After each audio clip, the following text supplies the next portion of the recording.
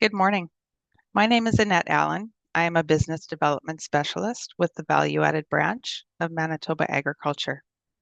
Welcome to the fourth webinar in the Getting into Retail webinar series, hosted by Manitoba Agriculture. What is a promotion plan and how you can use this to get listings and build your sales? We would like to start the webinar by recognizing that Manitoba is on the treaty territories and ancestral lands of the Anishinaabe, Anishinaabe, Dakota Oyate, Denessilan, and Nehethawak peoples. We acknowledge Manitoba is located on the homeland of the Red River Métis. We acknowledge northern Manitoba includes lands that were and are the ancestral lands of the Inuit. We respect the spirit and intent of treaties and treaty making and remain committed to working in partnership with First Nations, Inuit, and Métis people in the spirit of truth, reconciliation, and collaboration. Welcome back to our series presenter, Jeff Fiddick, Business Development Specialist with Manitoba Agriculture's Value Added branch. The Value Added branch accelerates the growth of the food and agri-product sector by providing business development and product commercialization expertise at the Food Development Center. Our business development team, located throughout Manitoba, supports Manitoba's food companies with free consultations, strategic guidance, training, and a wide range of resources. Again, this webinar is being recorded, and Jeff will address the questions at the end of his presentation. So please do enter your questions into the chat function, and we will respond to them later. Take it away, Jeff. Great. Thank you, Annette. Welcome, everyone. Great to have you back. So today we're going to talk about a promotion plan and how you can use this to get listings and build your sales. Quickly, just a bit about me. I have a commerce degree with majors in marketing and general business. And prior to joining Manitoba Agriculture, I gained about 20 years of experience in the private sector, with 6.5 years as a category manager for the bakery department of a division of Loblaw companies called West Fair Foods, and 4 years as a sales agent for a small line of frozen food. So very much a startup, like a lot of the clients that I work with. And then progressively senior management and marketing roles from there. As a sales agent, and what I'm sharing with you in this session is a lot of what I learned as a sales agent. I was paid on a 100% commission basis, so it was very motivating. And I covered Manitoba, Saskatchewan, and Northwestern Ontario. And I built the business by about 36% year over year for 3 years. So just to provide you with a bit of my background and hopefully to make me a credible resource for what we're talking about. All right, our plan for today is we're going to talk about your presentation toolkit, your promotional toolkit, making a promotion plan, using goods as currency, one of my favorite things, and notes about prices. So just to give you a top level view here, in terms of your your presentation toolkit, I'm sorry, you've got your product sell sheet, which we talked about a while back. You've got your promotion plan. That's kind of what we're aiming for. Yeah, hopefully that's big enough to see. And of course, you want to bring a sample of your product. So also too is if it's something that needs to be prepared and you're really ambitious, you can go the extra mile and serve a hot sample. I sold frozen lasagna, so I often just brought a cold sample just to show the package, the size, that sort of thing. But for wholesalers or bigger customers, I would bake it and bring it and do a big presentation on it. So when introducing your product to new retail grocer, you want to present your sales sheet and a promo plan. And as I've harped on earlier, a promo plan demonstrates that you plan to do the work necessary to get your product into the hands of the retailer's customers. You want to include proposed discounts and product demonstrations, and it demonstrates that you plan to make regular visits to this retailer's store to drive sales. And it's a part of building your credibility with the retailer. And Again, you want to make them understand that you understand that it's your responsibility to make your product sell in that retailer's store. And part of your competitive advantage when you're presenting your product, especially within your local market, is that you are local. You're right there. You have the ability to service those stores and give them much more attention than other competitor products. Because many competitors don't have store level representation. A lot of them just kind of go about their business, or they might be part of a portfolio with a broker, and brokers tend to have a lot of stuff they represent, and the attention that each one garners from them could be quite minimal. So once you're listed and you're an official vendor, hopefully your presentation went great and you're now a vendor. And the main thing is that you get listed. You get a little spot on the shelf, and that's awesome. But now you can roll out your promotional toolkit. And that includes your in-store demonstrations or sampling. And you want to do as much as you can. You want to make the most out of your time. So please talk to customers, pitch your product. You want to write up some sort of a pitch that hits the attention, interest, desire, compel, and action in all of those, all the steps of how you're walking the customer through the sales process. And chain retailers absolutely want you in their stores, and they want to create some buzz and some activity in their stores. And they don't charge you for the privilege of doing this. And for your part, if you are willing to do this, I recommend you always insist on an extra display, and it's got to be near the demo station. I've attended stores and there's been a demo, and I try the products. Oh, this is great. I'm looking around. Where do I buy it? No, go down this aisle and down there, and it's just like forget it. I'm too lazy to do that. I think most customers are. So you can obtain an off-shelf or end display or other kinds of displays just by having a good promo. So it's not all about the demos because yeah, you're busy. You've got other stuff to do. But so it's just a matter of asking though, and that's something you always want to be asking for the extra displays. And if you've got something you're offering them in terms of some sort of promotions or demos or whatever, then it gives you justification to ask. Thing is too, there's always going to be displays in the stores that are paid for and arranged through the retailer's head office, but there's also a lot that are going to be negotiated on a store by store basis. And I suggest you walk some stores and you can kind of tell which ones, and I'll show you some examples in a second here, but well, actually here, these ones here, these are off-shelf displays, and these are obviously provided by the vendor. So these are things that fits the vendor's product perfectly. And of course, you have to arrange it with the store, you get their permission.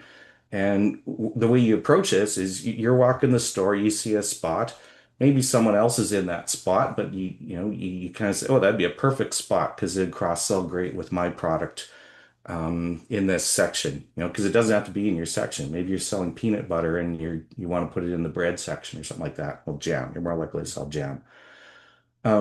So it's something you can arrange with the retailer, get their permission to put something in there. Maybe it's something on a future schedule. End display, end of aisle, bunk end cap, they're all different terms for the same thing.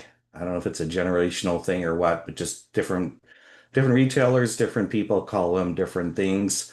And really what it means is it's an end of aisle display.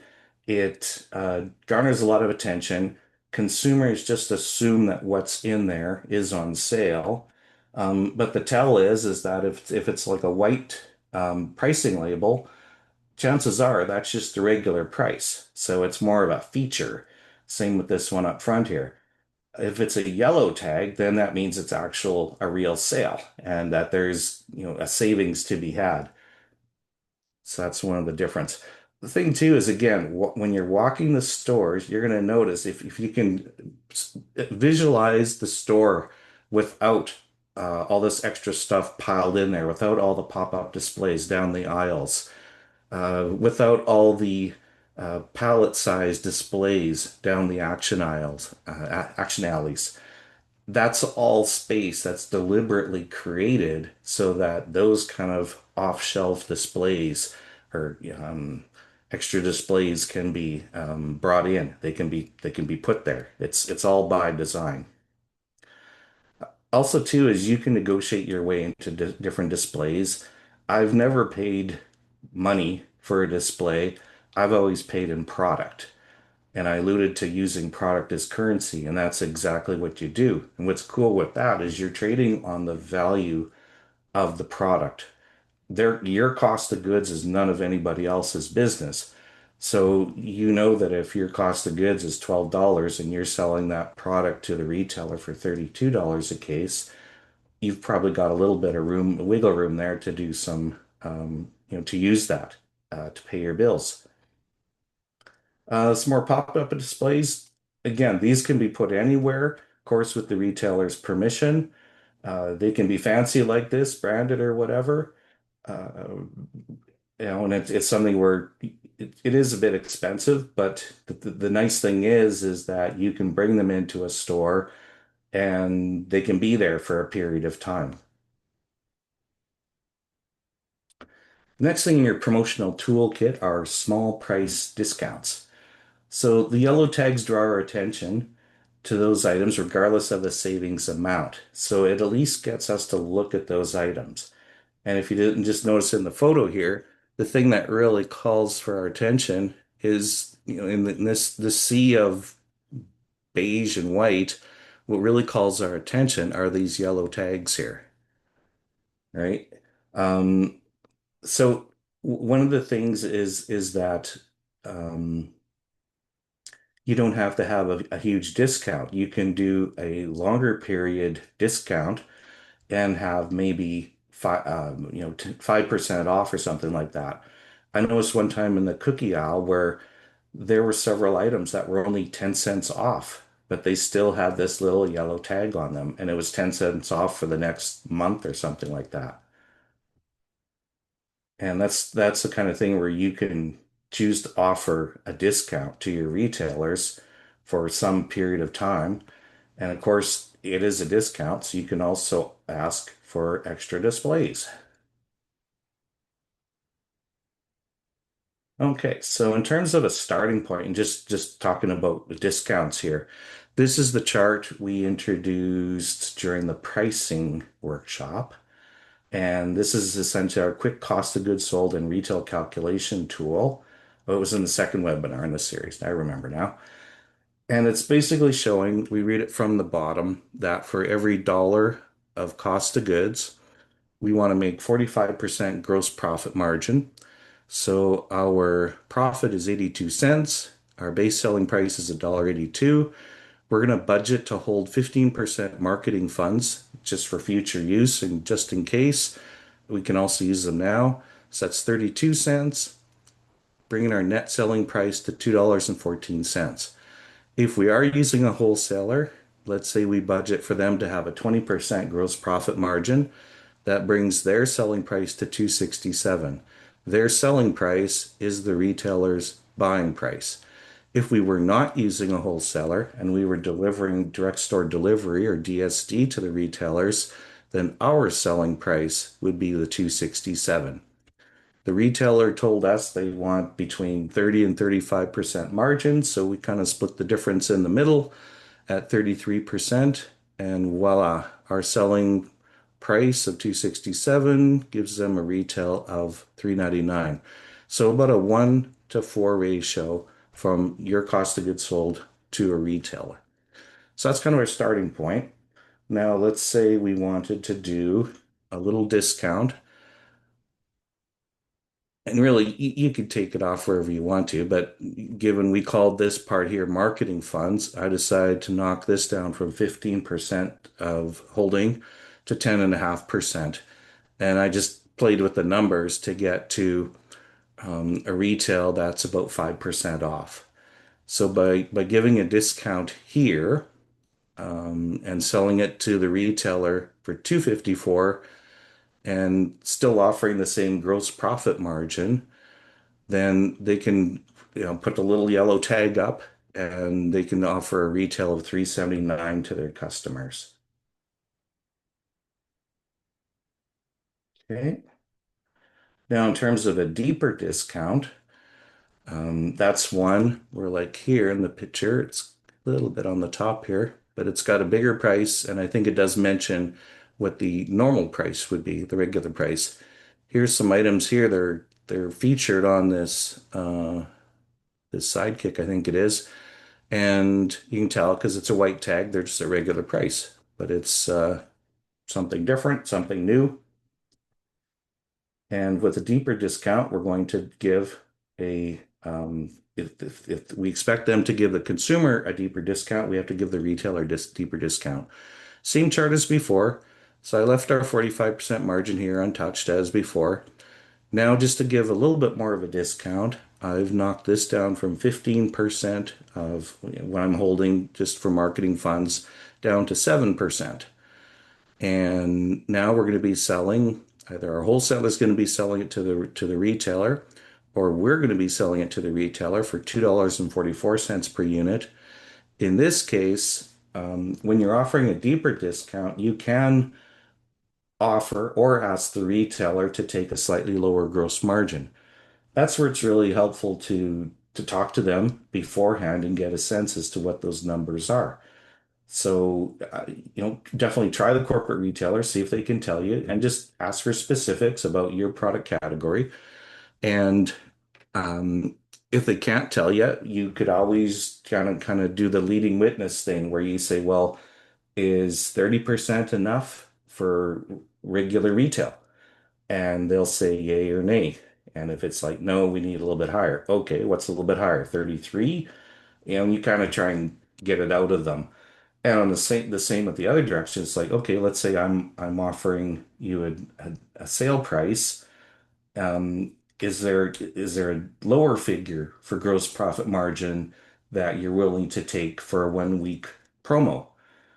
And again, maybe they'll give you a number, or if they don't give you a number, then lead the witness, as they say, and say, okay, well, does 25% work for you? And again, they'll yay or nay it. And if it's like, well, that's a bit lean, and okay, how about 27, 28 kind of thing? Like you can kind of work it out of them. So let's say they told us it was 30%, or maybe even they said it was 27, 28%, whatever. Let's say we make a conscious decision to offer them 30%, because then they can go down to 349, which is a nice 50-cent discount.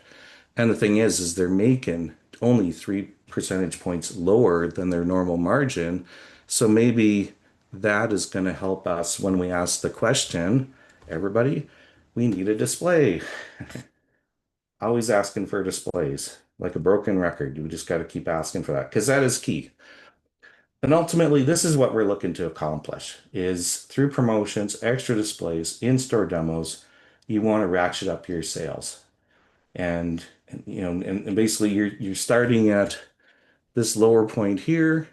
You kind of go on for a couple weeks, maybe you do a promo, and voila, you get this big lift in your sales, and then the next week it comes down, but it's not going to come down to the original level. Usually the next threshold of lower sales is a bit higher. In this example, it's 25% higher. And then we do another promo. Let's say this one here is a big lift. So maybe we did a demo with this one. So we get this big lift, and now it comes down the week after the event, and our new threshold is that much higher. Then we carry on. And that's exactly what every product vendor does with every single store to build their business in each store. You use those different tools in your promotional toolkit to keep those sales going up and up and up. And the thing is that success begets more success because you're going to be telling your retail customers, your retailers, how things went. So that went really well. And either you say it or they'll say it for you, is we got to do that again sometime. And just keep them wanting you in their store and you doing good things in their store and building that business. And there's a lot of the corporate retailers where the store managers are really on um, um, helping out, really into helping you build your business in terms of, being cognizant of that success. And I think it kind of tickles their entrepreneurial drive. One thing you can do too is you can mix and match these different alternatives. So I've got a couple here where you can have a small price discount and it's off on shelf. So just where your regular section is, maybe you've asked for a display, of course, and they said, well, maybe next time. So you get a slight lift out of that. It'll be over a extended period of time. Maybe you run it for 2 to 4 weeks. Another option is you'll do a price discount that's small. Maybe you get an end or an off-shelf display, you get a pop-up. Obviously, that's going to give you a higher lift because it's out of the grocery aisles, out of center store, and now it's maybe going to be outside along the perimeter walk around the store. And when customers who are um, repeat customers during the week often are walking around the store, around the perimeter of the store. So they're hitting the bakery, the deli, the meat department, the milk department, dairy, cheese, all that sort of fresh stuff, produce, of course, flowers.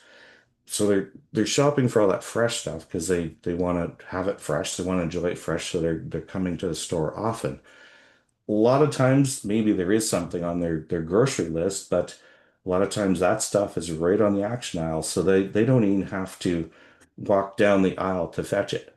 They may be just right there. Or an alternative, if it's not something they're terribly brand loyal on, or they see something that piques their interest in the course of walking around the store. So there's opportunities there, and you want to be part of that. Um, and the reality is, I would say probably most of us, all of us, are at the stage where we don't necessarily command the brand attention such that someone knows to, even if they're just walking around the perimeter, to dart down the particular aisle where your product is and to go specifically to your product. I think right now we're in the aisle, we're relying on people, it's catching people's eye, and some promos might do that. Moving along here, so no price discount, but if you have, like I showed you, there was some where there was no discount, it was just a feature, but they had a pop-up, they had an end shelf, end cap, whatever. You're going to get a decent lift out of that as well. And then the other side of it, if you do have price discounts, which are on the deeper side, and those are going to be typically week-long things. However, if you were to do something using your product as currency, you could have something running longer if you chose to. You're definitely going to get higher lift out of these, and then very high lift if you combine it with a deep discount, off-shelf display or end cap, and a demo. That's kind of the pinnacle um, of promos. Alrighty. Another thing in your promotional toolkit, of course, is social media. And it's, of course, free or cheap at least, but it's, of course, very laborious. It's a lot of work to do it.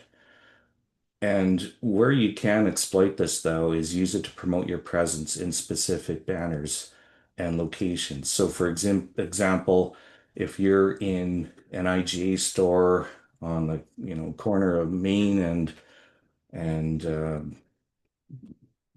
St. Mary's, um, then and you're doing something there. Well, first of all, that you get your product listed there, that's worth noting, that's worth announcing. Then if you're doing a promo there, announce that. If you're doing a demo there, definitely announce that.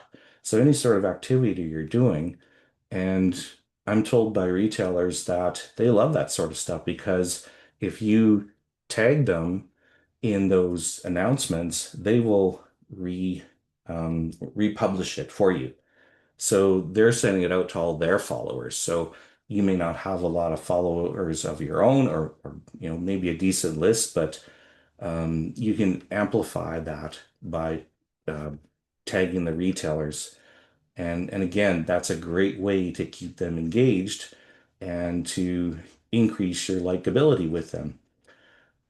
One thing too is I've seen people where they're in the stores, maybe doing a demo and they've got brochures. I wouldn't waste your money because you're giving people an out.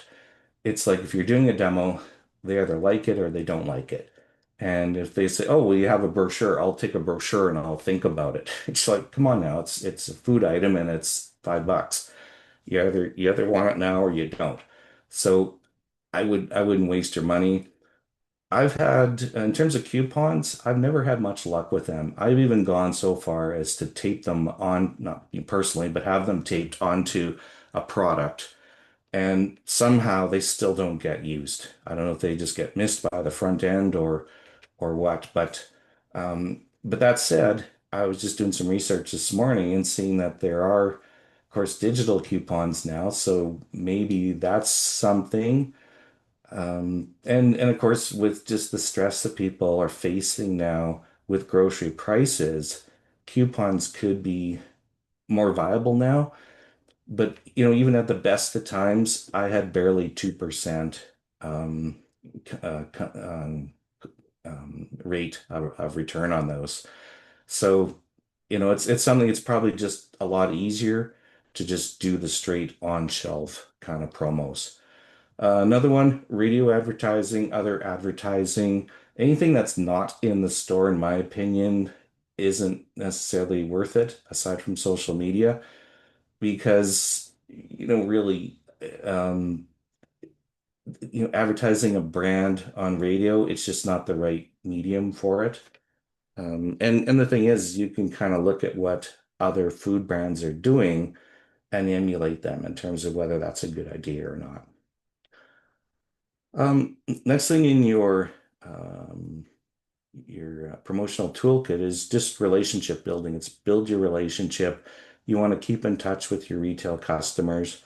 You want to set up a fairly regular rotation so that they can see you consistently. Like I mentioned, you want to share any sort of metrics from demos and promos because success is going to get you more success, and social media outcomes directly related to their store. So you can say, "Hey, I tweeted about this demo, and I had so many people who noticed it and shared it, and and whatever kind of thing." So something to talk about there. All right, so getting to closer to the promotion plan here. In terms of the building of this thing, it's probably easier to offer to several stores at the same time. So you don't necessarily need to build a separate plan for every store. You may choose to build one for one banner. So maybe one for Sobeys and one for Save On, one for Co-op kind of a thing. And then you can personalize it on the top of those. You want to be sure to offer consistent discounts. You don't want to play favorites because people typically find out about stuff like that. So you want to be fair and equitable with everybody. And the motivation for maybe, and it's not as big if you're not as well known, but still, if you want to try and avoid them having competing price points on a sale, because a sale draws attention to the item. So a competing price point may not be good if they're not matching. So in terms of building your promotion plan, you want to kind of look to the future of when you want the promos to happen, and then work your way backwards in terms of preparation time. And in terms of the timing of promotions, you want to mix it up. You don't want to be consistent and predictable in terms of saying, well, every 4 weeks we're going to have this, 50 cents off or whatever. Maybe it's four, maybe it's five, maybe this time it's 6 weeks. Mix it up a little bit in terms of what you're doing.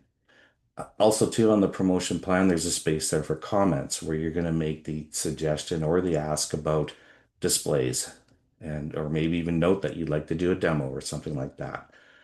You're going to make margin suggestions based on hopefully conversations you've had to learn what they need. And as I mentioned, a higher margin may help you get an off shelf or in display. Also, too, is you can have pricing suggestions like multiple pricing. So you can do two for 9.98 or two for 10. Consumers are very susceptible, and a lot of stores, the way it works is that it's called a slash price. So 2/$10 typically means that whether you buy two, they're going to be $5 each. And it's kind of a matter of looking at the fine print on the signage. I see that Safeway and Sobeys has now gone to what Superstore's been using for years, where you have to buy in the multiples to get the deal. So they'll say it's $3.99, but if you buy in multiples of two, we'll give it each of those to you for $3.49. So there's some details there. But people are amazingly susceptible to the suggestion. Even myself, I know better, but I look at that and I say, well, I could buy one, but that is a really good price. So sure, I'm going to go ahead and buy two as they're suggesting. And of course, you can mix up the length of a promo. Like I said, the deeper discount ones are going to be shorter than the longer ones. So just I had alluded to the wholesale purchasing week, and some retailers use week beginning, some use week ending. You can find that out in terms of what they prefer to think about, so it's not confusing. And you could tailor it that way just by modifying the headers on the chart. And of course, this is starting on a Monday. You can also find out if they want to make the start of the week a Thursday or a Sunday or whatever. And then we have the retail selling week. And notice that there's a bit of a lag there. So you want to give some time for yourself and also for the wholesaler. So for yourself, you want to have time to maybe go around to a bunch of stores and let them know that you'd like to do some promos and set up some displays.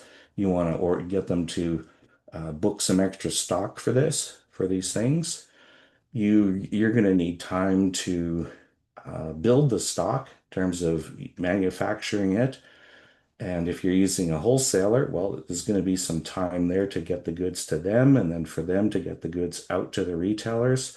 So it might require some research in terms of talking to channel partners about how fast things are going.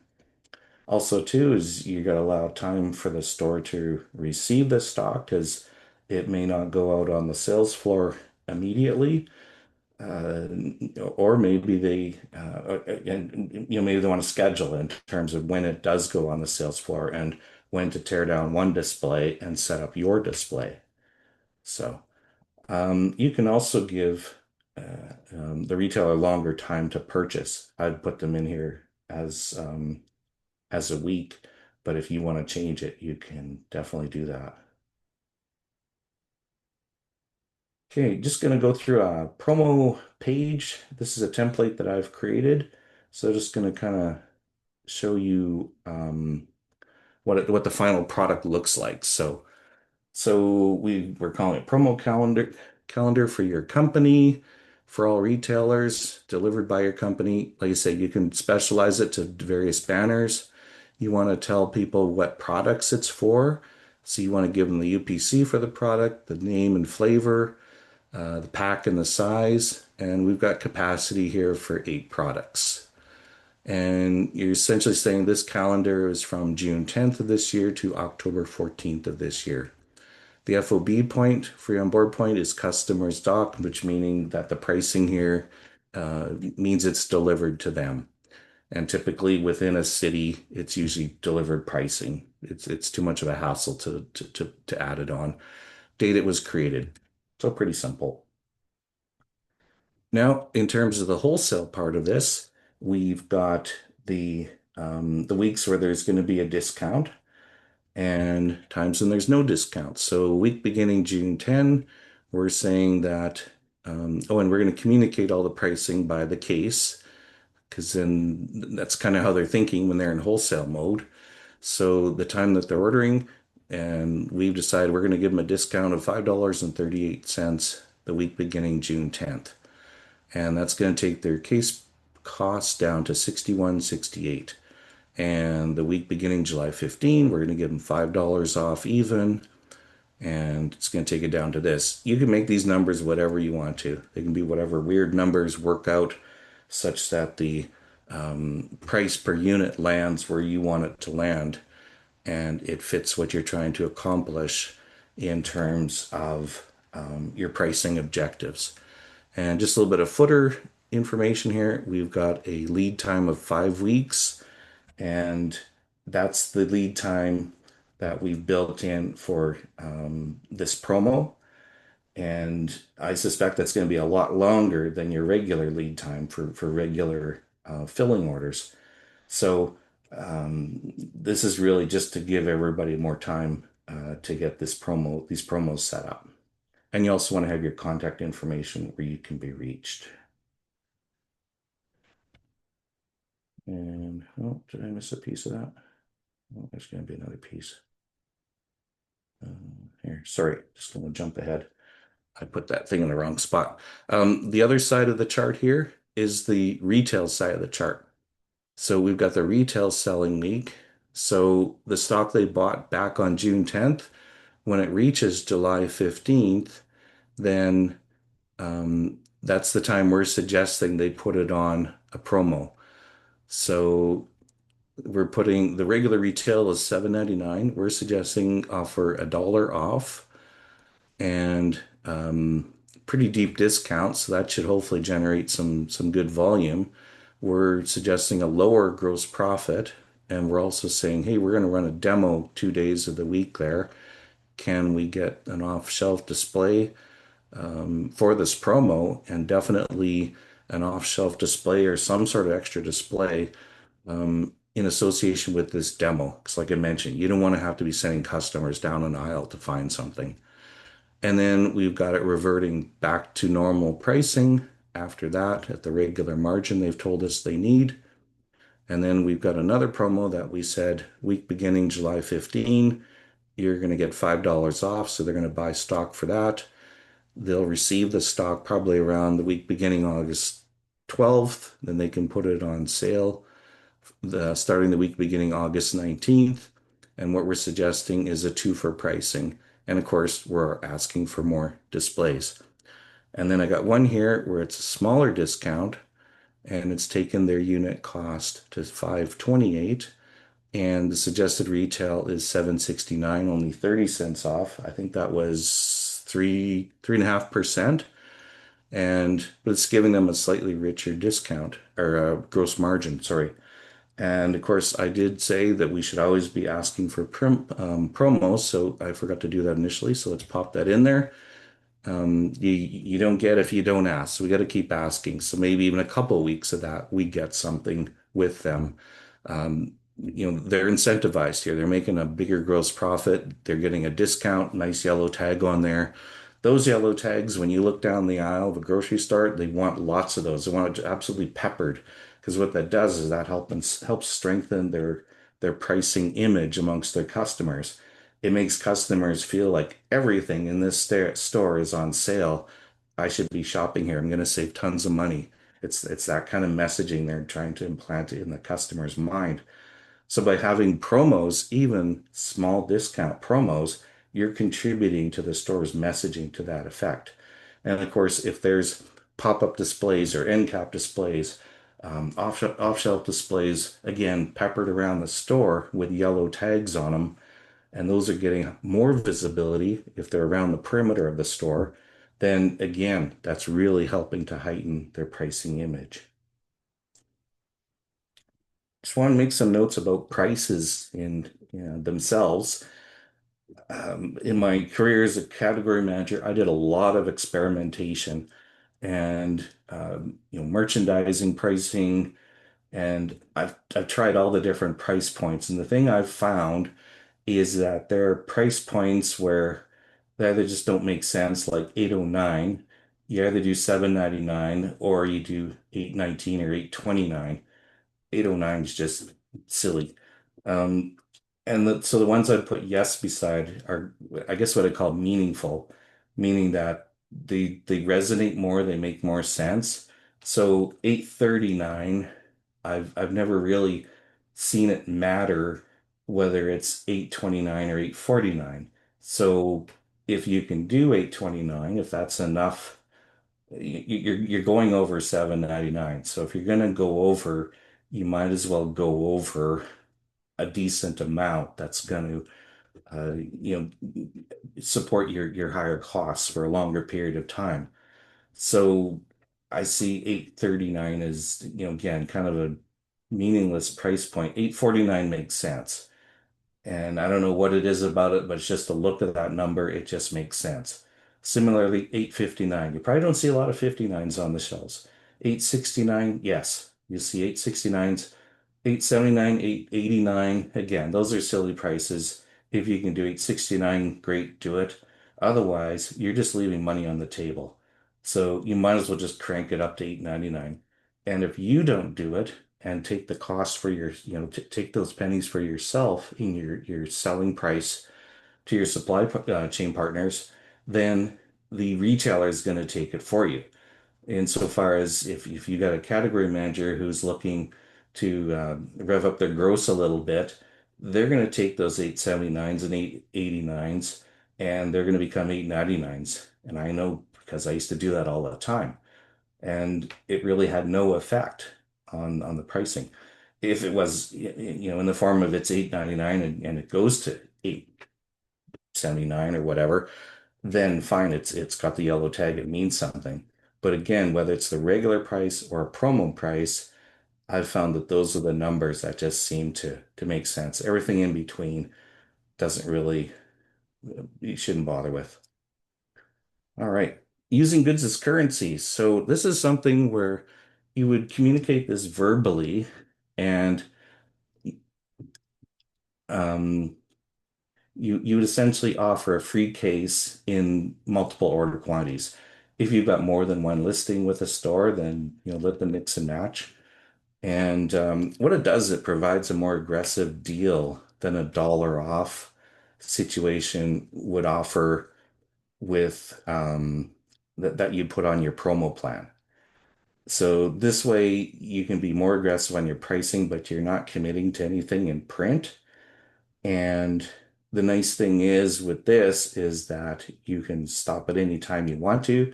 You can change it anytime you want to. And people typically adapt. Like if they like ordering that multiple, they're moving the decent amount of stock, then they're fine with it changing. It can stop, it can start, that sort of a things. And you can use free goods to trade your product. And of course, trading your product at full value. I've done it for competitive products that have been reduced to clear, where they're just trying to get them out of the section. Kind of helps them out, gets that stuff out of there. You can do it with multiple products, and then you can take it over. So whether it's in the regular section or on a end display, you can pay for an end display. Like I say, I've paid for end displays with just a couple cases of goods. You can trade out past code product or product that's close to code or product that's damaged. Like you never give them money or never give them discounts for that sort of stuff. It's easier just to trade it out. And we'll go from here. The math in terms of that is back to this our chart here.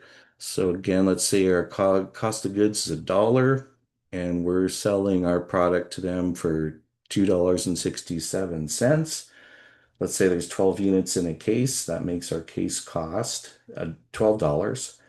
The retailer's cost or purchasing price is $2.67 per unit times 12 per case is $32.09. So we're here. So 3209. So if we say you get one free when you buy six, so mix and match kind of thing. So cost for six cases is 3209 times six cases, $192.54. If you average the seventh case in there, now you divide the cost for six cases by seven cases, and you get a new cost per case, an average cost per case of 27.51. The cost per unit is then that cost per case divided by 12 units per case is $2.29. So I think we had one where it was a deep discount, and I think we only went to 244. So this is quite a bit lower than that. And as evidenced by, let's say we suggest that retail 349, we don't need to go crazy here, and they're making 34.4 gross margin. So maybe that would be inspiring to them to then give us a regular promo, regular end display or off-shelf display. And also too is now they bought 6 cases and they've got a seventh for free. So it's like, well, you're not going to sell it in the back room, so you want to get it out on the sales floor and get it selling. So it creates an awesome problem for them that is to your benefit. I think I may have skipped over something here because I had it in the wrong spot. I'm just going to quickly show you. Here's the template I'll be providing you with.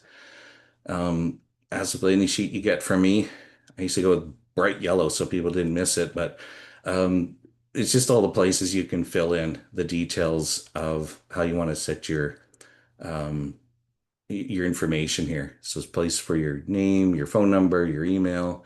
You can set the number of weeks from buy to sell. You can include different channel partners if you want to. Place for your company name and your SKUs and your FOB point. You can set that. And then it's basically working from your cost of goods. So it shows you in the worksheet just how much that's going to be in here. Um, just how much your gross profit is still. So here's just a spot, really simple. You can just kind of go down the list, and here's the purchasing weeks, here's the selling weeks, and you can plug in. You can go this. You can start with this, and then it's going to have a low gross. So then you can plug in this number to get to a gross that you're happy with. Put in some comments here, then you're all set. Alrighty. So we talked about that. All right. Um, yes, tracking. You really want to keep good records of what you're doing in a store. So for every store, you want to track, how much sold, how much they bought, how much they sold. Did they run out? Did they have any extra?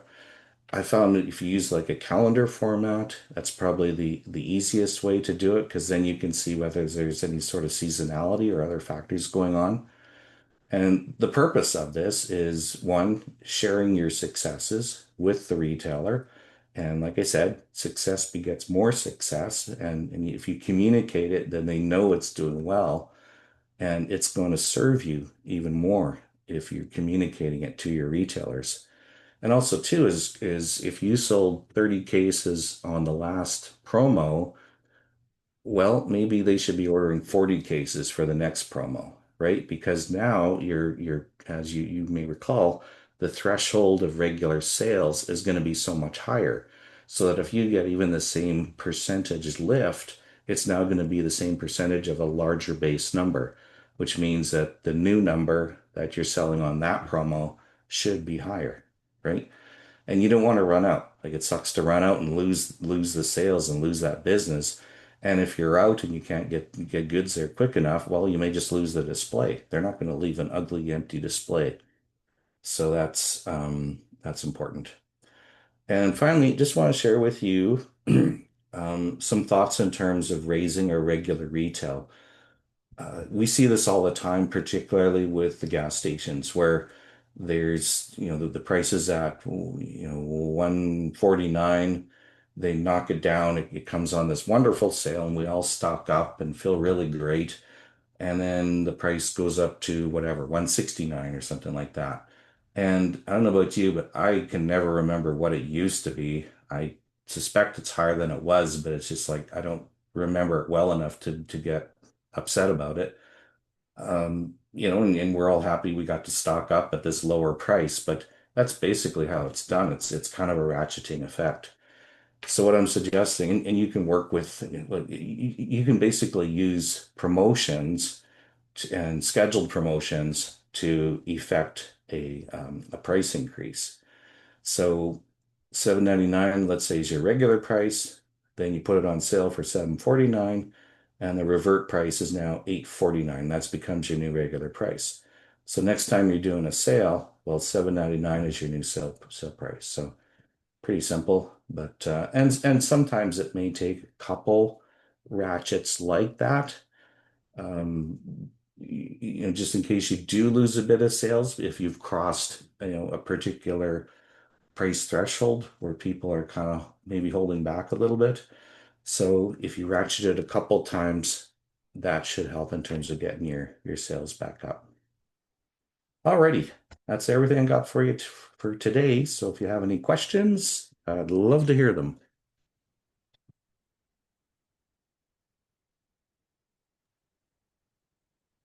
Yes, this is such a great group. There are always wonderful questions. Awesome. So the first question is a short one. How do you know what the retailer's promo calendar is? Um, you would probably have to ask them because, like, I know talking to them that they're scheduling stuff like at the head office level way, way far in advance. I think it's beyond a quarter. I think it's almost like a half a year that they're doing it.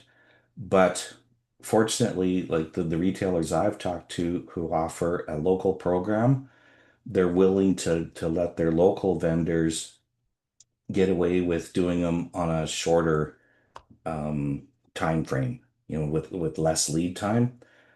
And I think it's one of those things where you can either talk to like if you're dealing with Sobeys Safeway, talk to Gary Hughes and ask him what is ideal or what can I get away with in terms of timing because you don't want to have to wait that long. Like if you just got your products listed and you kind of want to get to work in terms of doing some of those promos and that. So I think it's a matter of just working with them.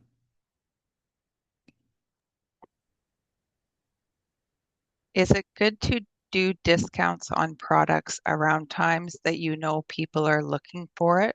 For example, discount on dinner rolls at Christmas and Thanksgiving? Yes, I think all retailers typically do that. And the thing is that yeah, you're gonna sell dinner rolls at Christmas and Easter and Thanksgiving, but it becomes a real hook because it's something that's actually on the list if you've got a discount. So maybe you may go from selling only one package to if they're on sale to two packages. Plus, if they get a deal on the dinner rolls, well, maybe they're gonna they're gonna buy a bundle of goods from that department, let's say. So if you've got something merchandised next to the dinner roll display that's at full margin, there's a very high probability they're going to pick up that other item. That the stuff that neighbors sell items often have a lift of their own without being on sale.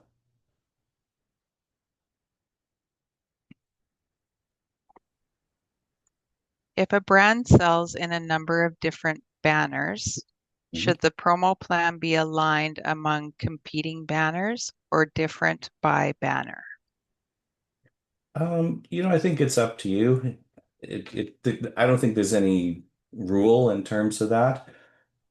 And it could be one of these things where you could get a sense by talking to your retailers at different banners and see what their preferences are. I've honestly seen it both ways, and I know from my own experience, it depends on the policy of the retailer too. Like I think for the retailers who are running the local programs, I think they're all doing their own things, so they're not really concerned with what each other is doing, and they're not price matching. Whereas someone like a Walmart or a superstore, where it's part of their mandate that they have lower prices than everybody else. So if they had the item on sale in week one on their own, and then week two, a major competitor has it on sale, well, now they got to put it on sale for week two. So now they're at a and this the week two, they don't have a deal from their vendor. It's just coming out of their gross. So it may have worked better for them to have the deal, the promo period, the wholesale promo period aligned with their competitor, and then they may choose to then just come out and print at a few pennies lower than the competitor. This way, they've got the support from the vendor in terms of a lower cost, and they don't have to be discounting it another week with no support. There, I talked myself into it. Align them. But like I said, you can also talk to the retailers, get their sense on it.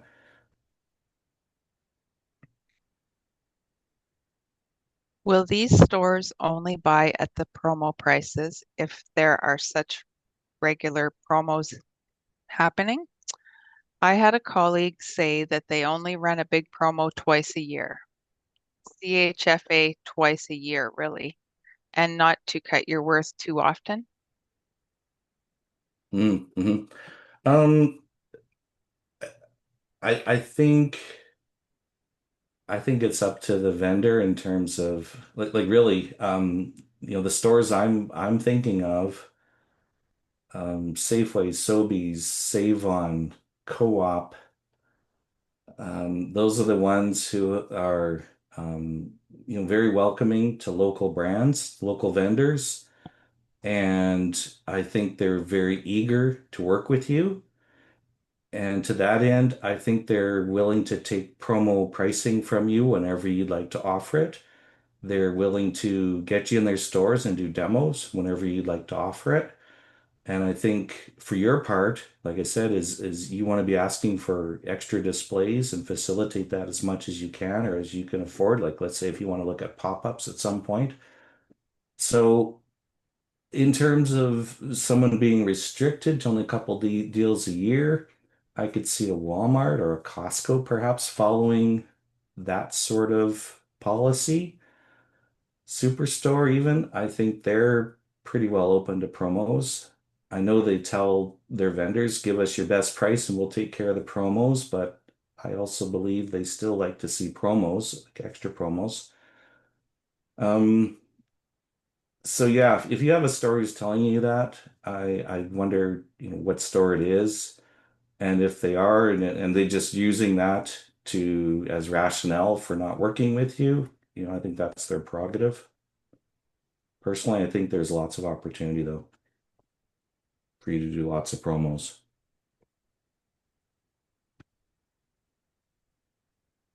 How do you implement the price discounts if you are using a distributor?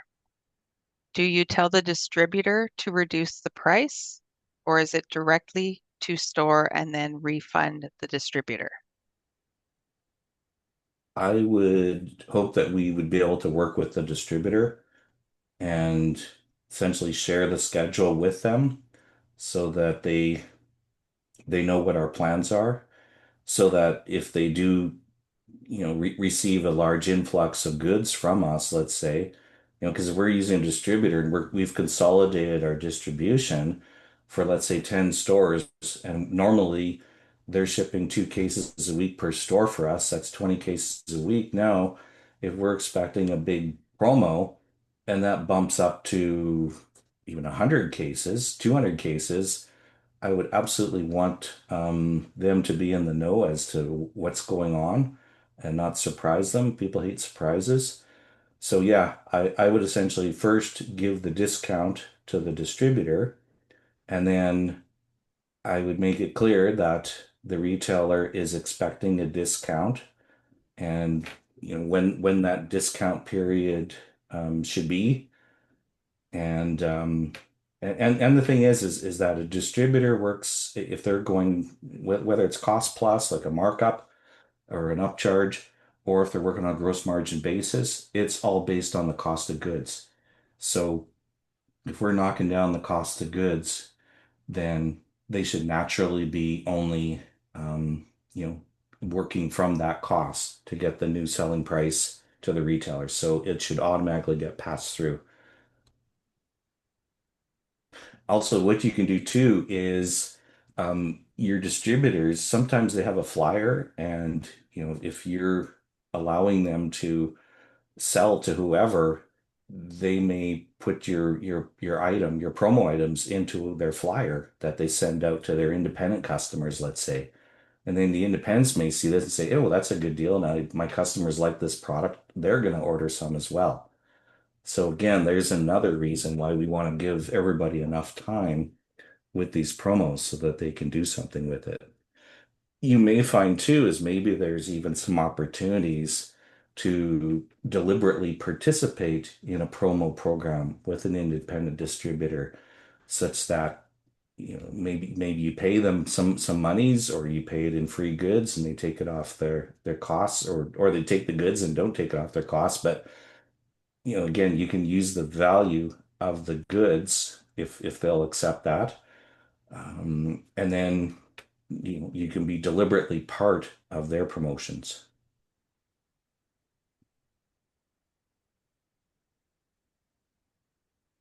We have another question that is related to a distributor. It, If it, I'm losing my voice. If it's oh, going through a distributor, how do you track the success of a promo? I think you're going to track it the same way as if it was going direct, insofar as working with your retailer. Like you still want to be directly communicating with your retailer and letting them know that, it's really whether you're delivering the goods DSD yourself or whether their goods are coming from a distributor, you still want to have a direct conversation with that retailer and say, hey, I've got this promo scheduled. I'm looking to have it, arrive to you at, landed to you at this cost per case, which is this cost per unit. I'm suggesting you retail it for the 349. That's going to give you whatever percent gross profit.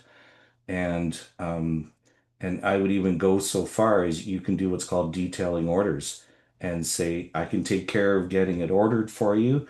How many would you like? Because for the local goods, a lot of the orders are taken over the phone or in person. Like you go and you visit the store. Hi, how you doing? How much, do you want any extra stock or whatever? Thing there, you've only got, you're only half full up front. Um, how many cases would you like, or should I send you you know what I mean? Like you're actively soliciting the orders, and you can be passing on those orders either to your own sales, fulfillment department, or yourself, or you pass them on to your distributor, and then the distributor takes care of just delivering the goods. But like I say, communication with the retailer is always imperative. Then in terms of tracking it, like, if you personally detailed 20 cases for this promo, well, they ordered 20 cases.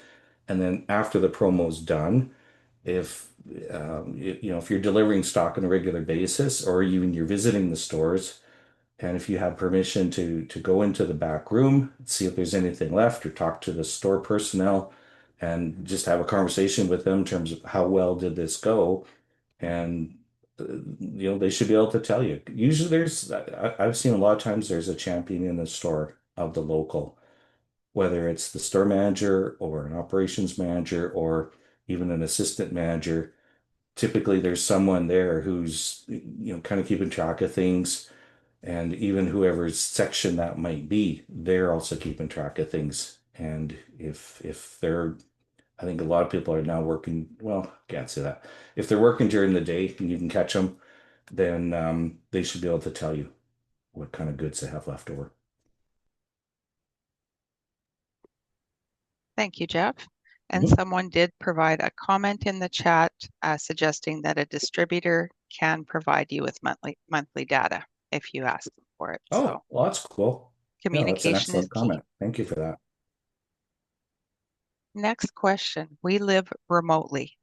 Mhm. Do you have a suggestion on how best to manage the visits and promotions when traveling to each store is difficult?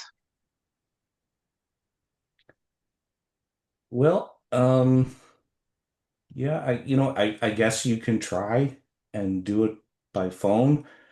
I think maybe for the first introduction, you may need to actually travel to the stores to meet them, show them what a lovely person you are, and get that initial listing, and and maybe at that time explain to them that you are remote, and ask their permission to be interacting with you by phone from there. Um, I wouldn't necessarily, phone slash email, like phone's a little bit more in your face, so that's probably a little bit more effective. But you can ask about email. I guess another option too, and I should research this, but now with all the video conferencing, whether that would be an option in terms of like yeah, everyone's got the computers. So you could also ask about maybe doing, Teams meetings, Zoom meetings, Google Meet, using that technology because then it's not just a phone call, you actually get a face. So you can definitely try and use the technology.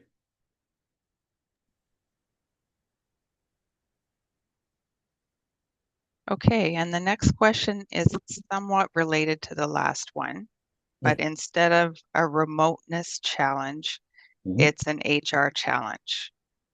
And the question is, how can you plan to do this with a team of one? Yes. Yes, that's a great question. I get that one a lot too, where yeah, we deal with a lot of owner operator situations, and I understand it is not easy to be doing everything because this alone is a full-time job in terms of managing your retailers. I guess what I could suggest is if you were to if you could start with a limited number of retailers, maybe even limited geography, like a certain quadrant of a city, such that maybe you could be servicing that group of retailers really, and whether it's different banners, independents, chains, um, and maybe schedule yourself so that one day a week you're going and you're talking to them and dealing with your sections and your orders and whatever, and really focus on building that business. And the thing is I think anytime we are super focused and we commit to doing something for a certain amount of time, then I think we can make it happen. And if you can be patient and work over a period of time to build up your business in some quadrant with a reasonable number of accounts that you can handle within a day. And I think if you can then be building up your sales, you will hopefully reach a point where maybe you can then hire some help. Also, too, in terms of hiring people, when I started as a sales agent, I was initially paid like a subsistence level salary, because the territory wasn't even producing that as yet. So and a person has expenses, so it just wouldn't have been enough for someone to live on. So for, I don't know, 5 months, whatever, I was drawing a salary. And then the moment the value of the business increased to the point where now if a 5% commission was paid, it would exceed the salary. And then I told him, drop the salary and flip me over to his full commission. So there are different um, schemes, I guess we'll call it, that you can set up in terms of hiring people. It could be like, um, I guess, there's a lot of people who might be doing, different things, like the gig economy, where it's just like maybe they do this, maybe they do that. There could be people like that who are available, maybe just for commission. Another idea we've been floating with our clients, and something we even kind of built the model for, was the idea of a couple processors teaming up together, and you can be in whatever divergent categories, but just the idea that it really doesn't make sense for 10 people, like 5 people, let's say, like yourself, to be out there struggling going to all the same stores. It would make a lot more sense if 5 of you pooled your funds and your products and shared one person, one agent, and each of you paid a commission on this person's sales. And then this person, could go out and actually spend a bit of time in the store and deal with the products from 5 different vendors. That would be a lot more efficient than what anyone is doing right now. So that's something. In terms of meeting these other people, it could be at networking events, it could be directories. And really, you can think about it whether, well, are there other people in, let's say, the bakery category? So then, this person could have a conversation with a bakery manager, or they can be divergent categories. I don't know if it really matters, but there's a couple ideas there for you. Thank you, Jeff. And we have Mhm. one last question, Wow. and it is specifically referencing one of your last slides, Oh, which illustrated the promo example finished page. oh yes. Let's So go you there. might want to go back to that slide before I ask you the question. And I Sure. hope I'm deciphering it right. Okay. Yep, that's the one. Okay. And the question is, if the case is 6705 Hmm. and the discount is 538, is that an 8% discount? Okay. Well, let's see. I'll whip up my Excel here. So our starting price is 67.05 and we're giving 538. So 538 over 67.05. Yep, that's right. That's an 8% discount. So then if we were to go 67.05 times 0.92, yeah, that gives us 61.68. So so 92% of the starting number is the same thing as an 8% discount. Or you can multiply the starting number by 8% and you'll get 538. And yeah, I think that's right. Plus that times 0.08. I got 536. It's like 8.0239, so it's not exactly 8. But yeah, if you want that, that's the way you can do it. Is there more to the question or is that it? No, that was it. I think you Oh, answered okay. it fully, Jeff. Thank you. Yeah, no problem. No, I can appreciate some. Yeah, I think there's a bit of confusion out there in terms of the math. That's why I do kind of like to go through it, even if it's laboriously, just to make it really clear. Because I think, yeah, I don't know if any of us were really taught that really well in school in terms of what number we should be operating on. And so yeah, it's great to clarify that. Thanks for that question. And we're actually done ahead of time. Look at us, 2 minutes to spare. Excellent job. We answered each and every question, and this group has had really good questions. So They were we do excellent questions. appreciate your engagement and your patience and all your good questions. And once again, thank you, Jeff, for providing such excellent insight and great ideas today. My pleasure. Uh, we will be circulating an evaluation after each session, and your feedback is valuable and important to us. So please do fill it out and send it back. And we hope that you will join us at the same time tomorrow for our next webinar, which will give you tips on making a successful sales pitch and what to say when a food buyer says no. Take care.